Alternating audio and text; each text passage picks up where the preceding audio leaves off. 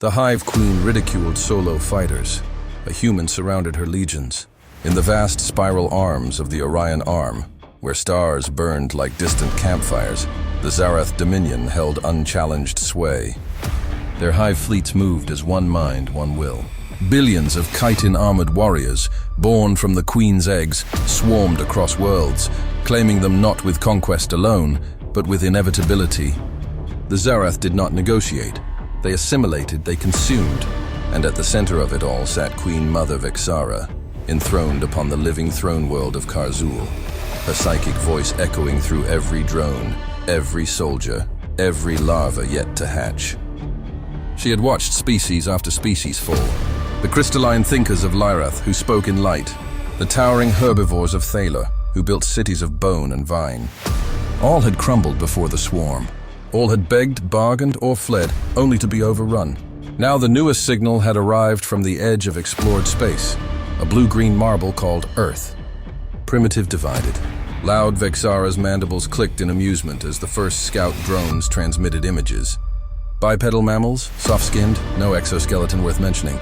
They built machines of metal and fire, yet fought among themselves over petty borders. Their weapons were crude, projectiles, explosives, beams that barely scratched hive armor. And their fleets? Scattered merchant vessels and patrol ships, nothing like the coordinated might of a true hive. Pathetic! Her psychic resonance thrummed across the Nexus chambers. They send lone vessels to parley. No legions, no queens, just individuals. The Council of Overmind Advisors, each a towering drone evolved for strategy, vibrated in agreement. One projected a hologram of a human diplomat standing alone on the neutral station of Epsilon Verge, speaking calmly while Zarath envoys surrounded him in a crescent of clicking claws. He claims they wish peace, the advisor droned. He offers trade resources. Knowledge. Vexara's laughter rippled like static through the link. Trade with food stock? They do not understand. We do not trade, we take. She issued the command. The swarm would demonstrate. A single human exploratory vessel, the Endurance, had strayed too close to a hive nursery world. The Queen ordered a token force, 10,000 warriors, a mere scouting wing, to board and claim it. Show these soft things what happened when one defied the hive. The human captain refused to surrender. He fought. Alone on the bridge, he sealed bulkheads, vented sections, turned his ship's engines into improvised plasma lances. He killed hundreds before they reached him. When the last drone tore through the door, the captain, bleeding, defiant, looked straight into the recording lens and said 3 words. Come get some. Then he overloaded the reactor. The explosion took the boarding party and half the nursery orbit with it. Vexara felt the psychic echo of loss. Not grief, hives did not grieve, but irritation. A single human had cost more than expected. Send more, she commanded. Bring me specimens. I will dissect their defiance myself. Months passed in the human calendar. The Zarath pressed inward. Colony worlds fell silent under the swarm. Cities became hives. Resistance pockets flared and died. Yet something strange began to appear in reports. Humans did not flee in terror. They did not mass into obedient legions. They scattered. They hid. They struck from shadows. A lone sniper on a frozen moon took down an overlord with a single kinetic round through the eye slit. A mechanic on a derelict station rigged an airlock to flood a boarding swarm with liquid oxygen and sparked it. A child, no more than 12 cycles, lured drones into a collapsing mine shaft, burying thousands beneath rubble. And always, they fought alone or in tiny groups. No grand fleets, no unified command shouting orders across the void. Just people, deciding moment by moment to stand. Vexara summoned more advisors.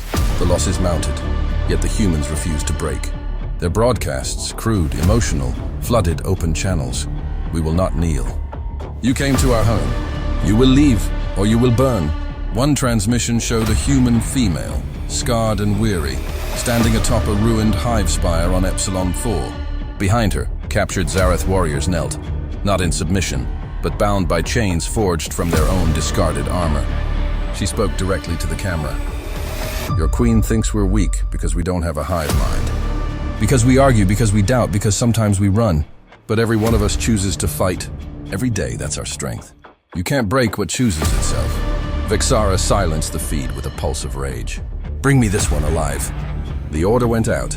Elite hunters, swift, venomous, cloaked in shadow fields, descended on the resistance strongholds. They tracked her.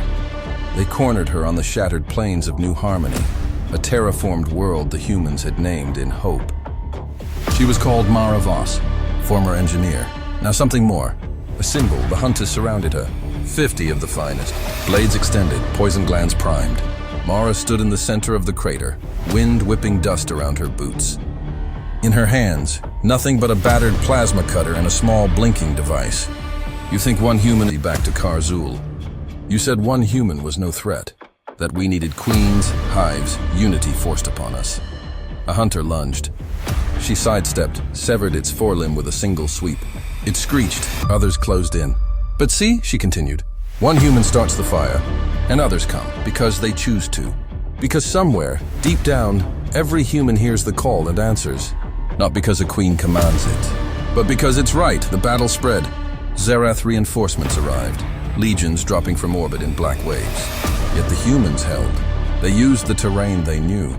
They turned crashed hive ships into kill zones. They sang as they fought, old songs, defiant songs, songs of home. Back on Karzul, Vexara watched through 1,000 eyes. For the first time, doubt entered the link. Not fear, hives feared nothing, but confusion. How could disconnected minds coordinate so seamlessly? How could loss strengthen rather than weaken? The swarm pressed Mara's position. They surrounded her, hundreds now, thousands. She stood alone again in the eye of the storm. Her people fought on every side, but here, at the center, it was just her. A massive Praetorian guard, 3 meters of armored horror, stepped forward. Its voice rasped through mandibles. "Surrender, soft thing, your kind ends here." Mara looked up at it, smiled, tired, bloody, unbroken.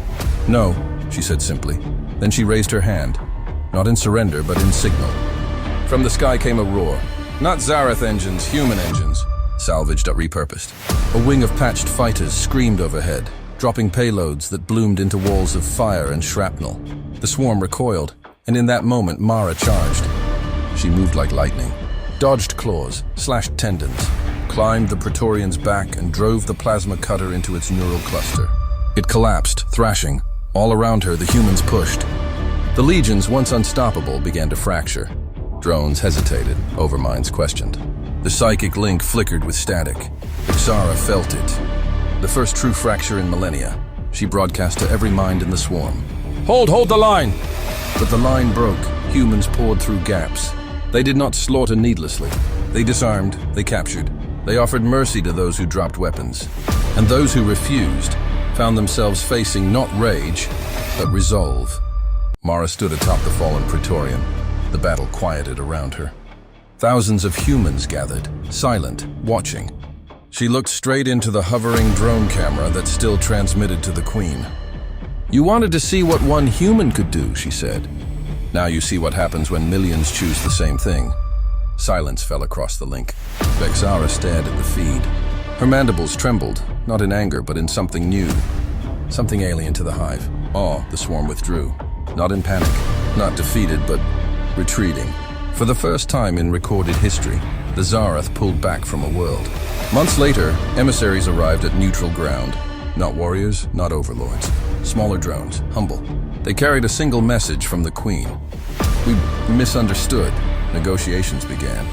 Not conquest, not assimilation trade. Boundaries peace. And in the quiet halls of Karzul, Vexara sat alone, truly alone, for the first time.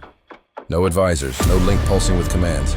She replayed the recording of Mara Voss, again and again. One human had started it. One choice, one refusal to bend. And the rest had followed. Not because they were forced, but because they could. And for the first time, the galaxy understood what it truly meant to be human. If this story moved you, subscribe for more human stories from the stars.